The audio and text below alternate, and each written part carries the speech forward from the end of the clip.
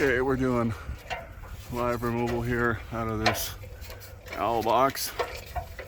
I've already got the straps attached to the box.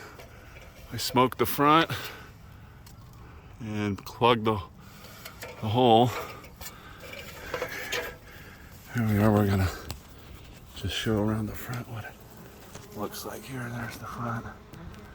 And then we're going to unscrew these screws right here. Just like that.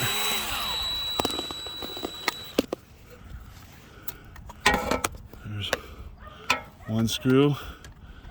And then, yeah, that's good. I got the right one. And here's the second screw.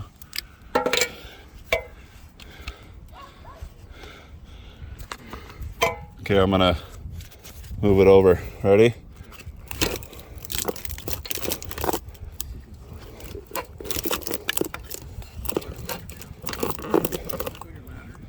No, there's a wire. I need a wire cutter.